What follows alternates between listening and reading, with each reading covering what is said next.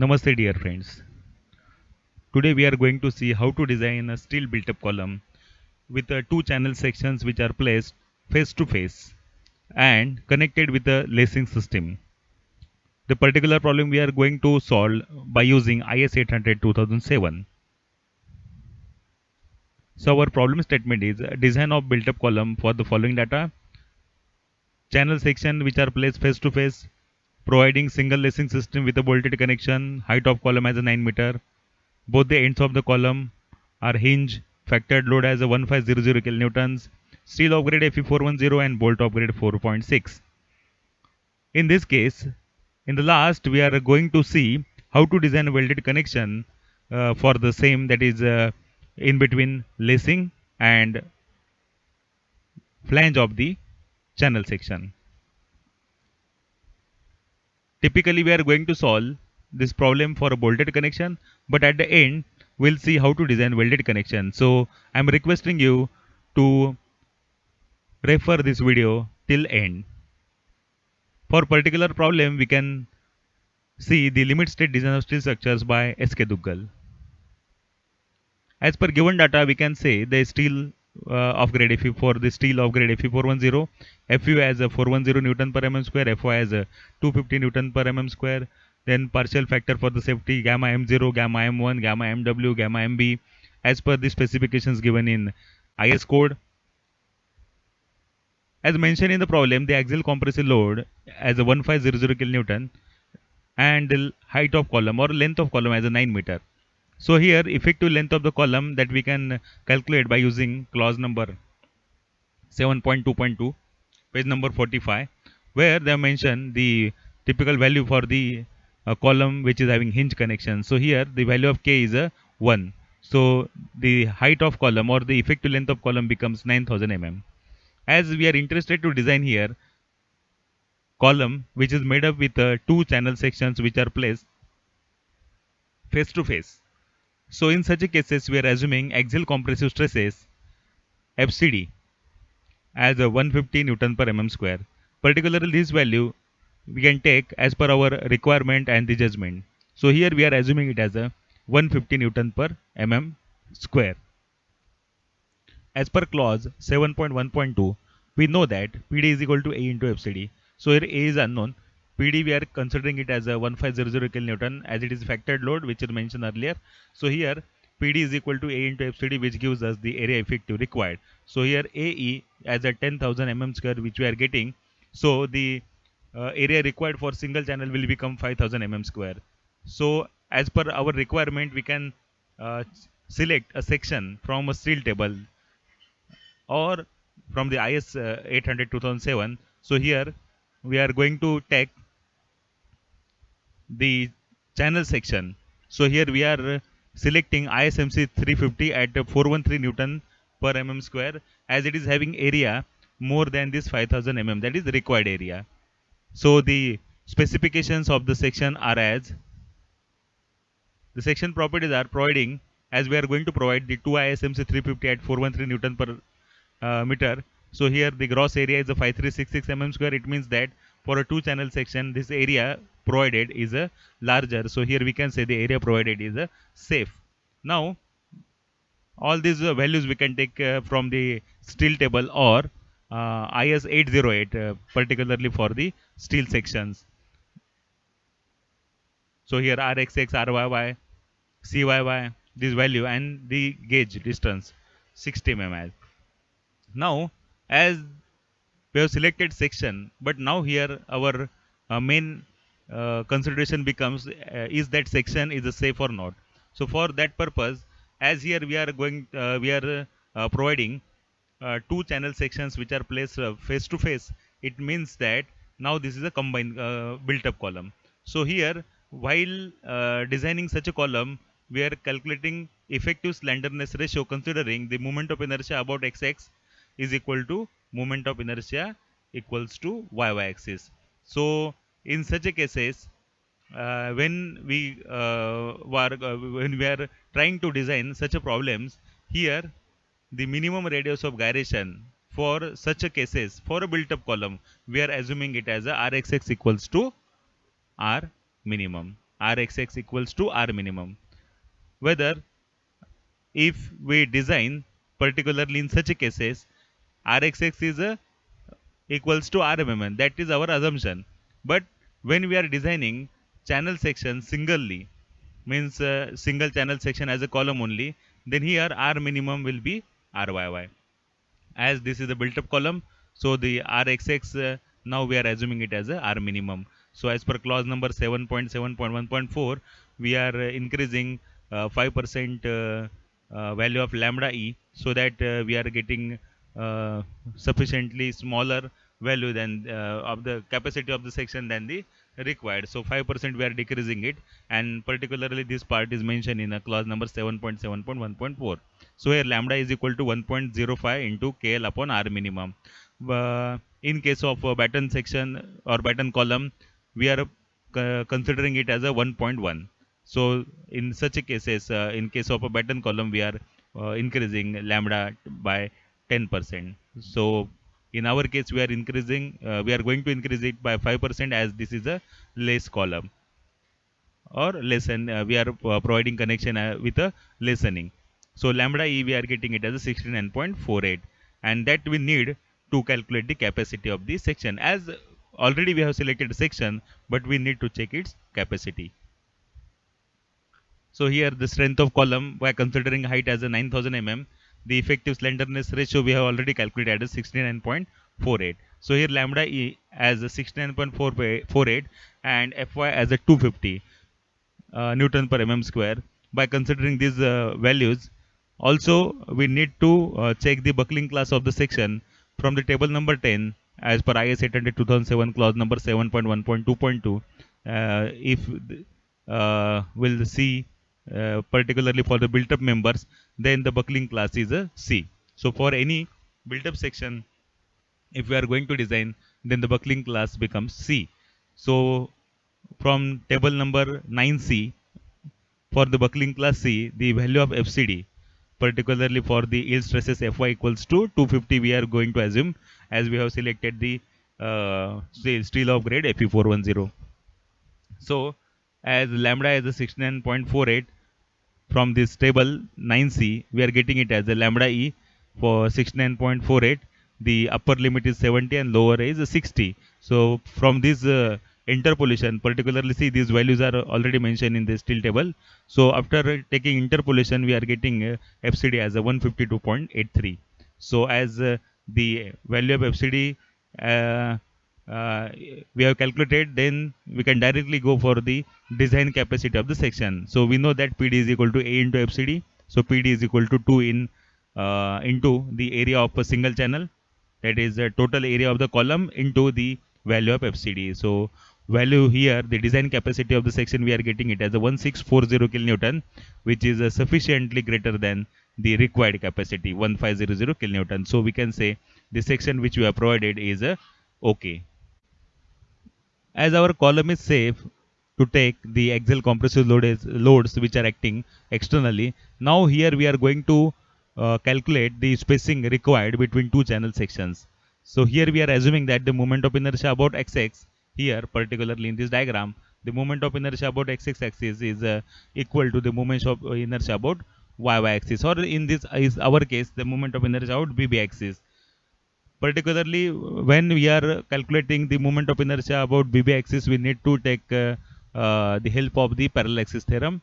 And about XX axis, we can directly sum the moment of inertia of individual section about XX axis. So here, assuming that the moment of inertia about XX is equal to moment of inertia about YY axis, we are going to calculate the spacing between two sections here. So here, we must keep in mind that the spacing is nothing but the distance between two waves. So assuming Ixx equal to Iyy, so here the moment of inertia about xx will be 2 into Ixx, which must be equals to moment of inertia about this BB axis here.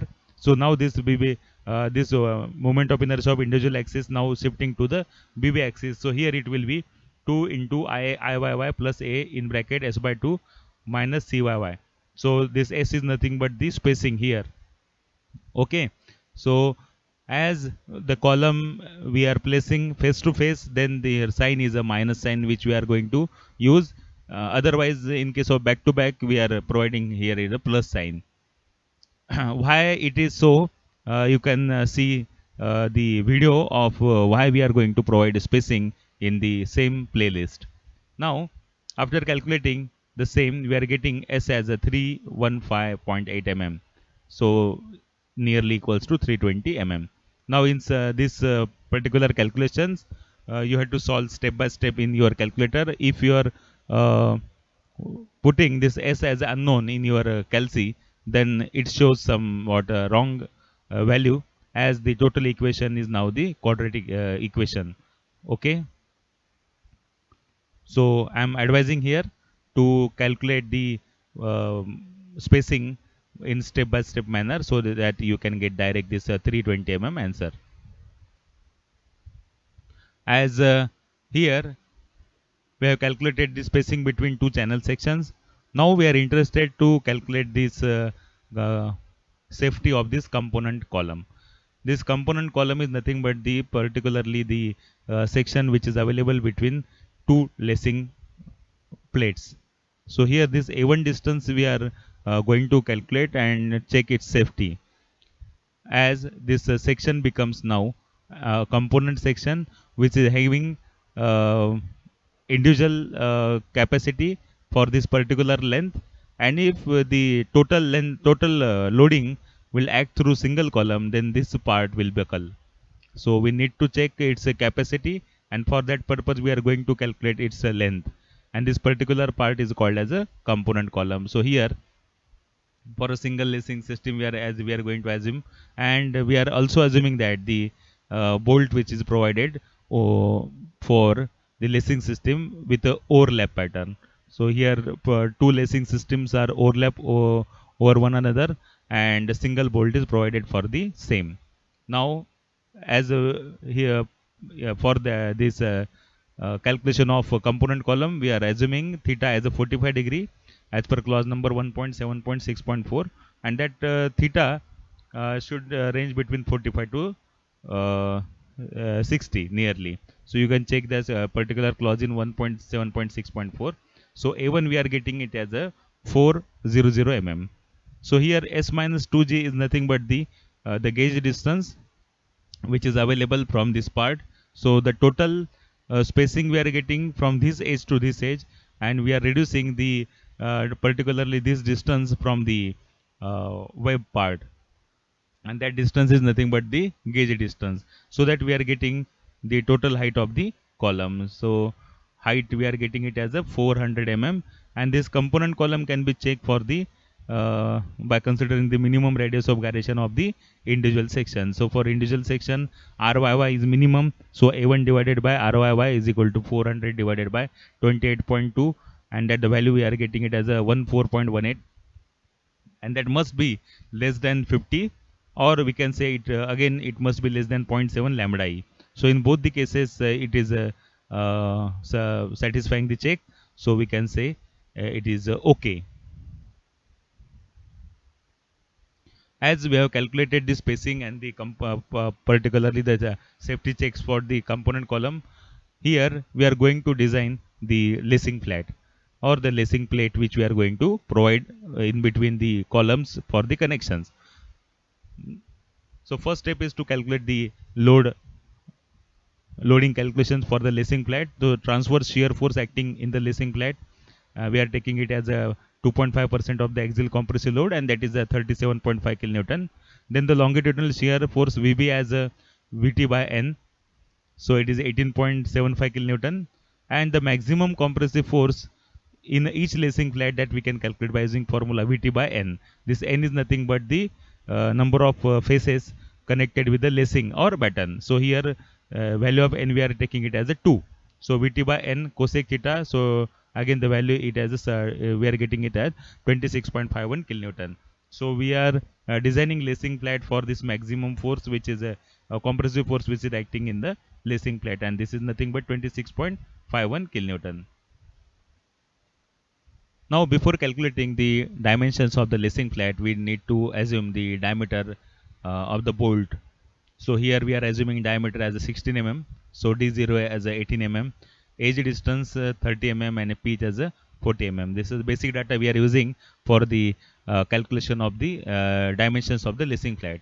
So as per IS 800/2007, clause number 7.6.2, the if the bolt diameter we are assuming it as a 16 mm, then the minimum width of the lacing flat we can calculate by using formula 3D, 3 into D. So here D is nothing but the diameter of bolt. So we are getting it as a 48 mm. So we are assuming it as a 50 mm for our case.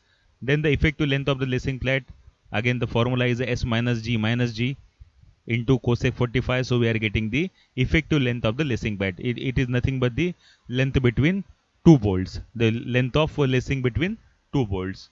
So this length is as a 282.84. This is the effective length, and that we need to calculate, that required to calculate the thickness of the lacing plate.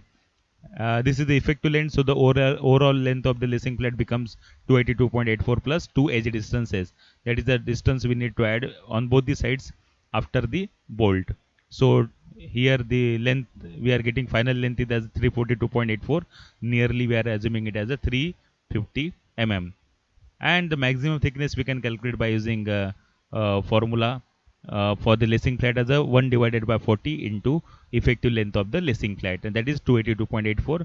So the answer is a 7.07 mm. So we are going to provide 8 mm thickness for the lacing plate as per clause number 1.7.6.3. So here the final dimensions of the lacing plate, we are providing it as a length as a 350 mm and the cross section as a 50 by 8. As the dimension of lacing plates we have already calculated, now here we need to check the capacity of the lacing plate in the compression and the tension also, because when we are providing, particularly in this diagram we can see, if this column starts buckling, then this particularly the one directional lacings are facing one particular force, it may be compression or tension, and the other may face the opposite direction force. So particularly in on this bolt the force direction may be differ, so one lacing may be in tension and other will be in compression. So here we are going to check its capacity for the tension and compression both. So the basic formula for the minimum radius of gyration of the lacing plate, we are using it as a T by root 12, and this formula we can derive from the simple relation, that is R is equal to I by A. So for the rectangular cross section, the area moment of inertia is a BT cube by 12 and the area as a B into T. If the width of lacing plate we are assuming as a unity, then, or the width of section we are assuming it as a unity, then the minimum radius of gyration become T by root 12. So by using this formula we can say the minimum radius of gyration as a 2.30 mm. So the effective slenderness ratio for the lacing plate, that is a lambda L, which I have written over here. Lambda L is equal to L effective upon R minimum. So it is a 282.84. That is the effective length of the lacing plate. That is the length between two bolts divided by 2.30, and the slenderness ratio for the lacing plate we are getting it as a 122.97. Again, for lambda equals to 122.97 and Fy equals to 250. And for rectangular cross section, the buckling class is a C. So after interpolation, particularly from the table 9C, we are getting PD as a 28.4 kilonewton. So this 28.4 kilonewton value is greater than 26.5 kilonewton. So we can again say here the in the particular calculations, when the dimensions of the lacing plate which we have considered now, okay, and it is capable to bear the compressive forces as per the more than the required. So to calculate the tension capacity, we can use the basic formula, that is here TDG is nothing but the gross strength of the plate. So AGFY divided by gamma m0. So here gross area of the lacing plate as a 50 into 8 and Fy as a 250 divided by 1.1. So gross strength of the plate as a 90.9 kilonewton. So here in this length total particularly 284 mm length we are having in between these two bolts, and this cross section we are showing here at the dimensions of for the bolts here, and the net area, the net strength of the uh, plate we can calculate by using formula TDN is equal to 0.9 ANFP divided by gamma M1. So again, the AN is nothing but the net area of the particularly in our case, we are going to provide the diameter of bolt as a 16 mm. So the whole diameter will be the 18 mm. So net area will be 50 minus 80 into 8. So after putting these all value, the TDN as a 75.57 kilonewton. So the tensile strength of the bolt, of the plate is a 75.57 kilonewton, which is greater than 26.51 kilonewton. So again, we can say our lacing plate which we have provided is a safe while taking load in the compression and tension. Now we are going to design the connection for the lacing flat, and here we are considering bolted connection. So D is equal to 16 mm, that which you assume. So D0 equal to 16 plus 2 18 mm. This part we know how to calculate it, and here the net area of bolt again we are calculating by using formula 0.78 into pi d square by 4. It is 157 mm square. So shear strength of bolt can be calculated using this particular relation, as the bolts are in double shear, one flange and two plates. So plates means double shear. So VDSB, the design capacity of bolt in the shear, we are getting it as a 59.4 kilonewton. While calculating bearing strength of bolt, we are assuming KB as a 0.5. So taking the value of KB as a 0.5, diameter of bolt as 16 mm, thickness of plate, the minimum thickness in between this all plates means we can say the flange and the plate, the minimum thickness is 8 mm. So we are assuming T as 8 mm. So into 410 divided by 1.25. So bearing capacity of the bolt, we are getting 52.48. So from these two values, we can say the strength of bolt as a 52.4 kilonewton. Now here the two plates or the two lacing plates are provided at a single bolt or the single point only. So the force which is acting on this particular bolt, we need to calculate for these two lacing plates. So here we can calculate by using formula 2 into Vt by n cot theta. So here angle in between the two lacing plate as a 45 degrees. We are getting the force acting in the lacing as a 37.5 kilonewton. So the number of bolts required we can calculate by using a simple relation, that is a force which is acting particularly at that point divided by the strength of bolt. So we are getting the required number of bolt as a 1. So we are going to provide a single bolt and the overlapping lacing system particularly in this point. Okay, as we have calculated the size of lacing flat, now we are interested to design the tie plate. This tie plate is nothing but the plate which is provided at the top and the bottom for the safety purpose. Now these dimensions as per the IS 800 2007 clause number 7.7.2.3, we can say the effective depth of the tie plate can be calculated using formula relation S minus 2 into CYY. This is the particular relation which gives the depth of the tie plate. So as our column is a we have provided that the column in face to face case, so we are using relation as S minus 2 CYY. Otherwise when we are providing back to back sections, then this will become S plus 2 CYY. So here we are getting the effective depth of the tie plate as a 271.2 mm. This is the effective depth of the tie plate. As this is we are going to provide the bolted connection, then we need to add two edge distances in the depth of plate. So we'll get the overall depth of the plate, that is the 340 mm. As here the overall depth of the plate as a 340 mm we are getting. Now we are interested to calculate the length of the tie plate. The spacing is nothing but the distance between two webs. So particularly in case of face to face column, we are using relation directly, or the length of the tie plate we are taking it as a equals to spacing. So S is equal to 320 mm. So we are getting directly the length of the lacing plate, tie plate. In case of back to back column, we are adding two flanges. So here the same formula will become S plus 2 BF. So the width of flange we are adding in on the both the sides in case of back-to-back column. Now the thickness of tie plate we can calculate by using formula 1 by 15 into L effective of the lacing flat. So 1 divided by 15 into S minus G minus G. Particularly we have seen in while calculating the dimensions of the lacing flat.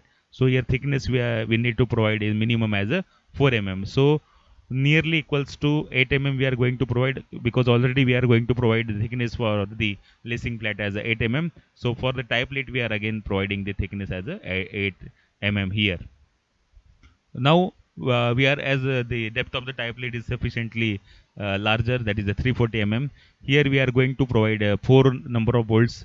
Actually we need to provide minimum 3 bolts, but more than 3 bolts can be accepted, but we should not go less than 3 bolts. So here providing tie plate with a size 340 by 320 by 8, and to calculate the actual pitch for the bolts, we are using simple relation, that is a depth of total plate as a 340 mm minus 2 into 30, and that is nothing but the edge distances that which are we have provided on both the sides divided by 3. So here the pitch we are getting it as a 93.99.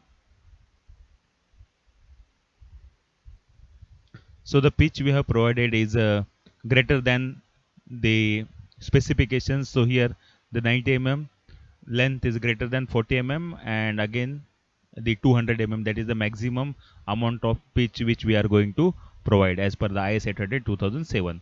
So providing 4 bolts of the 16 mm diameter at a pitch of 90 mm for the tie plates.